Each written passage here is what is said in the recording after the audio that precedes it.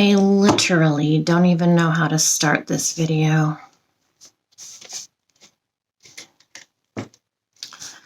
This is the strangest video I've ever made, if I can make it. It's just trippy.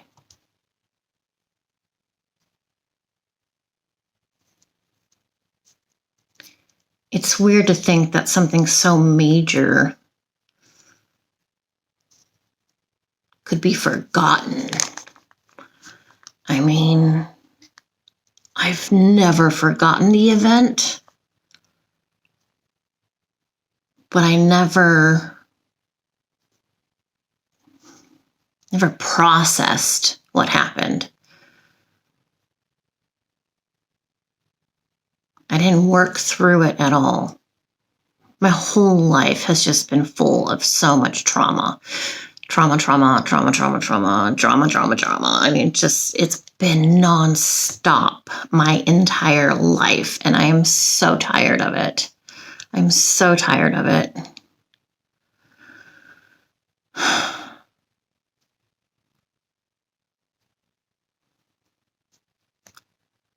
You're going to say, Audrey, how could you forget you were held hostage? Well, I've never forgotten that I was held hostage. I think I buried the event. I buried what happened. I was young. I was a teenager. And no one seemed to care.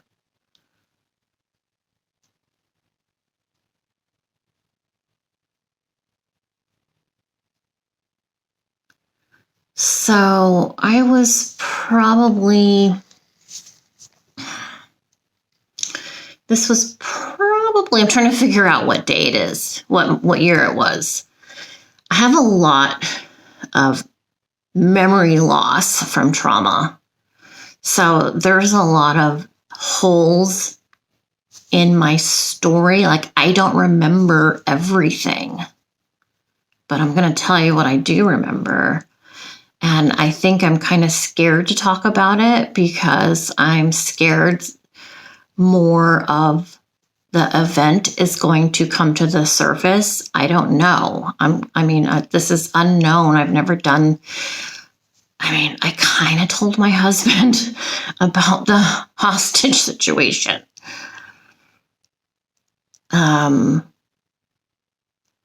So it was probably 1984, 1985. I was probably 16, maybe 17 years old. I have always worked until COVID hit.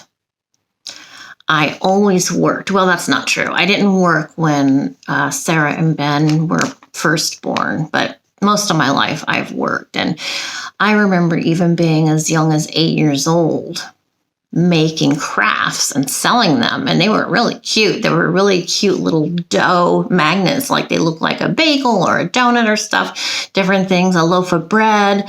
That's like at 7 and 8 years old.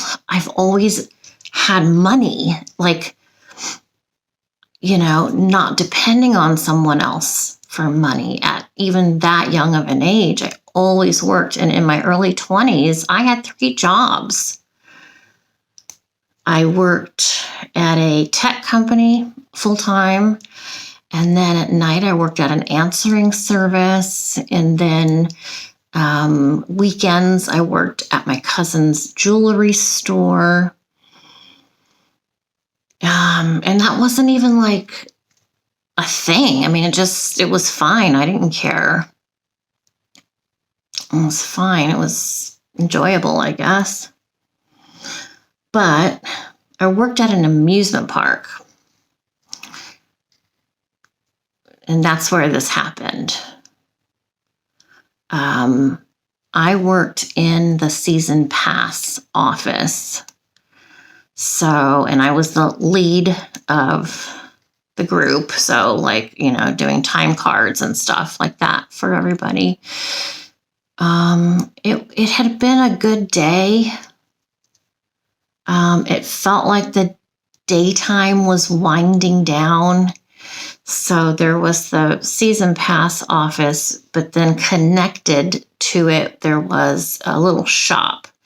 And I kind of managed the little shop as well. And they're connected, but you do have to go through like a doorway. And I was in the shop. I remember being really happy, like in a really good mood, which was hard for me because I was at the time full-blown anorexic. I think I weighed 100, 105 at the most pounds. And I'm 5'7".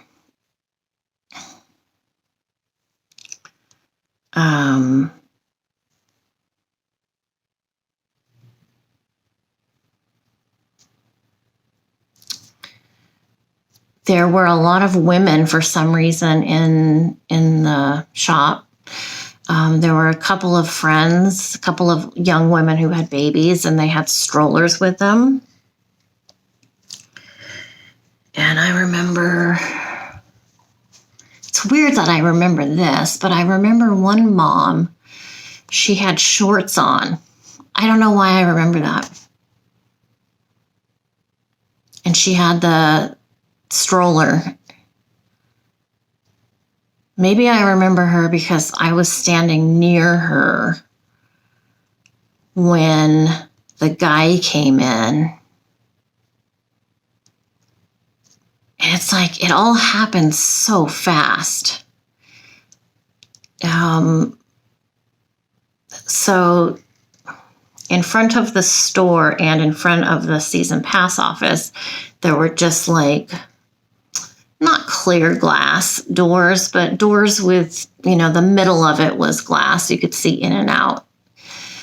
And a guy came running in,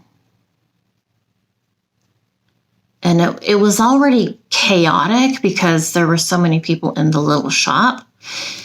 And he comes in, locks the door behind him. He made sure all the doors were locked. I want to say there were 4 doors that had to be physically locked.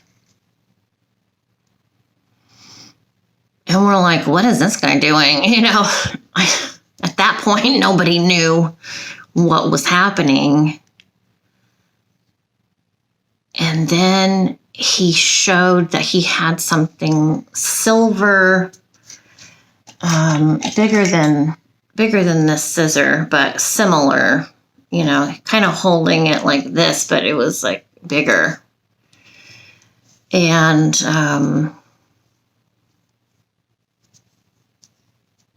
I still didn't get it. I still was like, my mind is like, okay, and what are you doing? I mean, it's not funny. It's not funny at all. My teenage brain is like, what is going on? Oh my God. Like I'm a total valley girl. It's like, what is this? And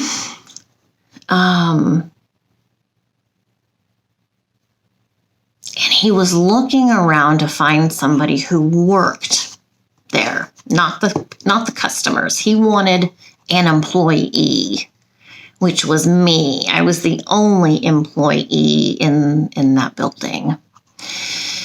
And, you wear I want to say a costume. You wear a uniform, and, I had my little badge that said lead on it and stuff. And so he points at me, and I'm like, well, I'm not going over there, sir. I'm sorry. So he came and got me. And I think he was smaller than me, but like I said, I was just wafer thin. If you've ever seen my son, Jonathan, I was like that skinny, there was nothing to me. So, yeah, I didn't have any muscle. And so it was very easy for him to take me. And he took me, and I was trying to get away from him. I remember there being screaming. But then all of a sudden, everyone else left. Someone unlocked the door because he grabbed me in the little shop and he pulled me into the season pass area. And so all the women and kids in the shop left. They left me. No one even tried to help me.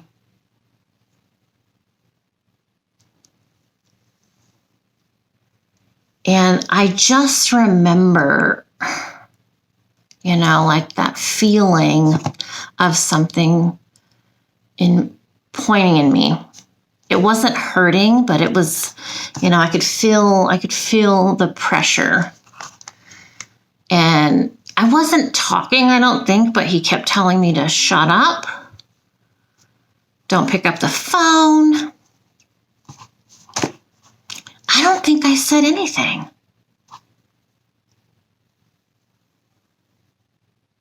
And this is where I have blacked out so much.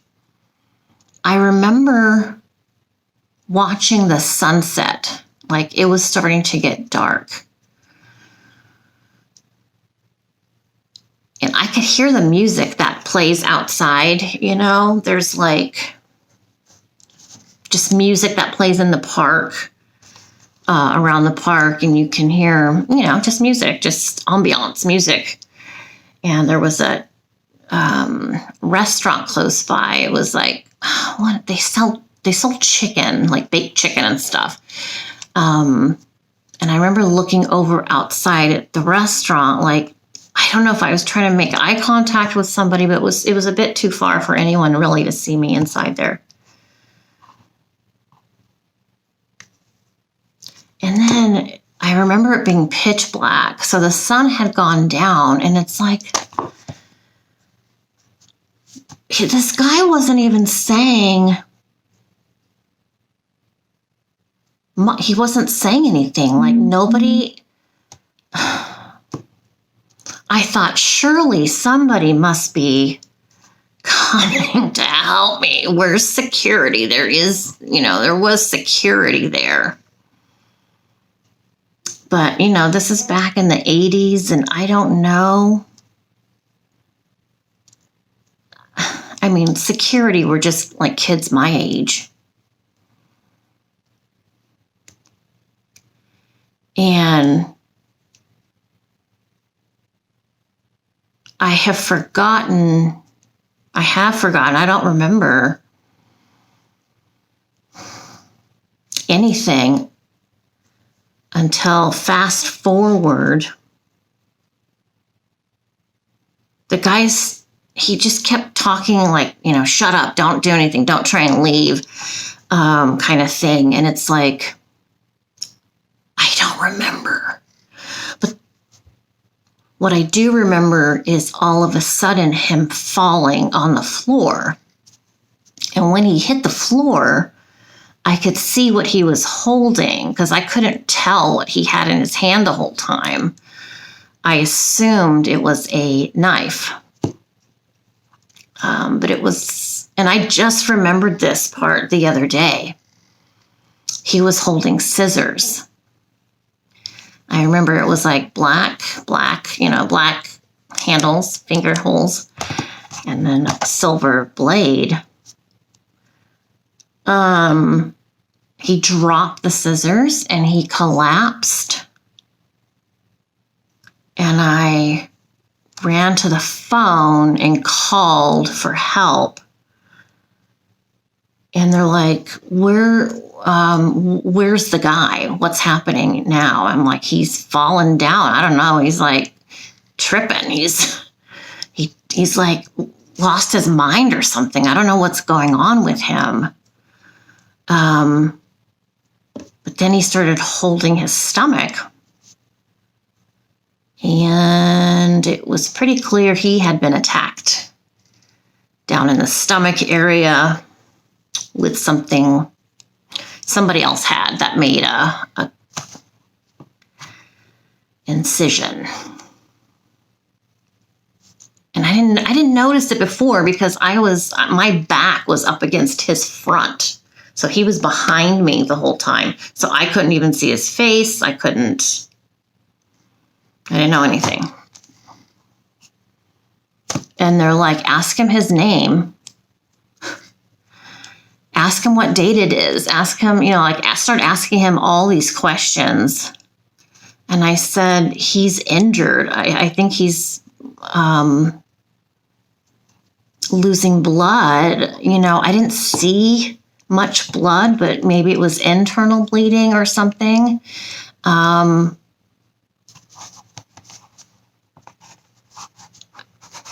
It was gang related, is what I was told. And after he fell down, he just seemed like a normal kid, normal guy. I mean, he was probably older than me. He was probably 18 maybe.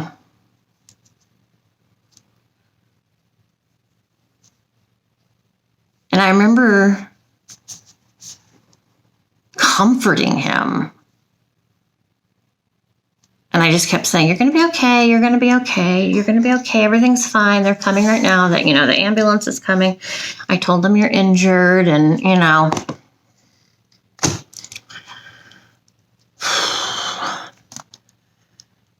And the paramedics came.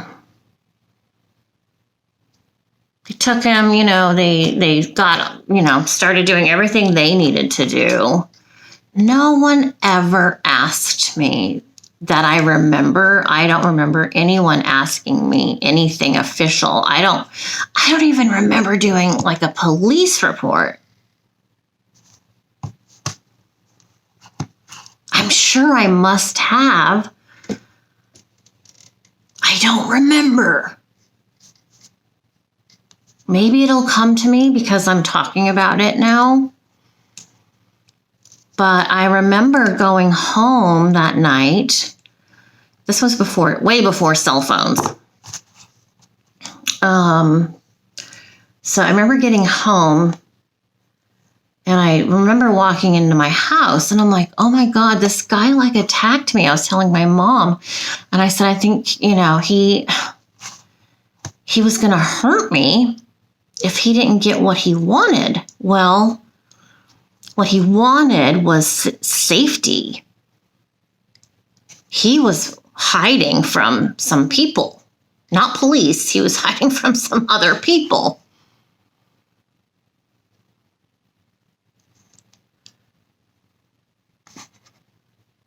And my mom, blowing it off like everything else, she looks at my dad, my mom, and she goes, Dad, this sounds like that time your cousin so-and-so tried to spoon her husband to death. She tried to take him out with a spoon. Do you remember that? And my mom just starts laughing. And I said, I don't know if this guy is even still alive. Oh, he's fine. I'm sure he's fine. It's just nothing, These kids get in fights and, I'm sure it was just a graze. No one has ever cared. I've never talked about it, though. I should say my family didn't care. And it's like, I know I have blocked out so many other situations and circumstances that have happened to me over my lifetime. It is no wonder my anxiety still affects me.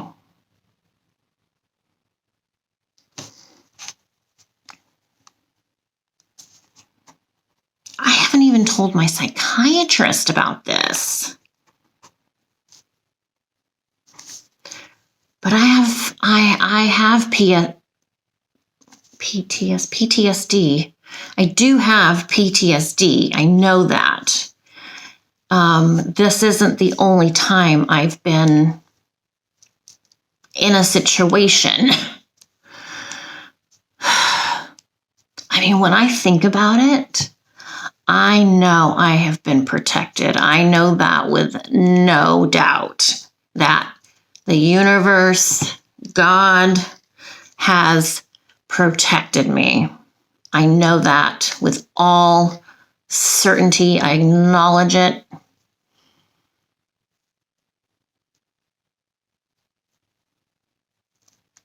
How many years later? 40. This was 40 years ago. 40.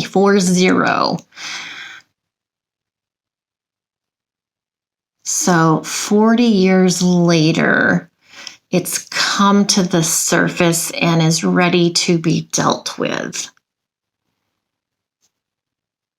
That's just crazy to me.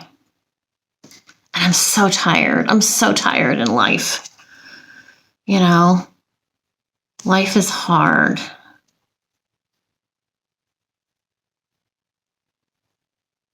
And I just wanted to share that with you guys because it's like,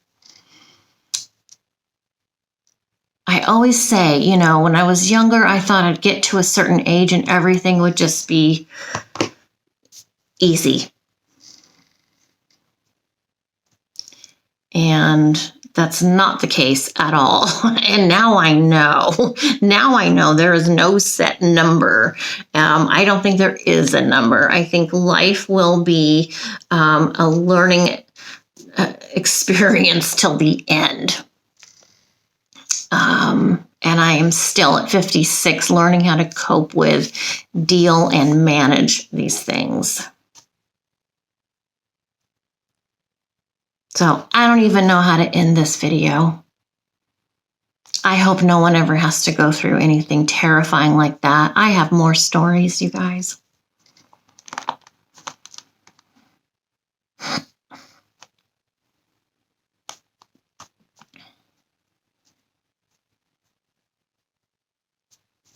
I appreciate your time. Thanks for watching this video. Please hit the subscribe button. Show your support to a girl. Subscribe to this channel. Head to my other channel where we do fun, relaxing, loving things over there at Audrey Christine, at Audrey Christine 58. Head over to my Instagram where I show the kittens, I show my family, and just daily life over there on Instagram, and that is Audrey Briggs 68. Thanks for watching. You guys stay safe. I'll see you soon.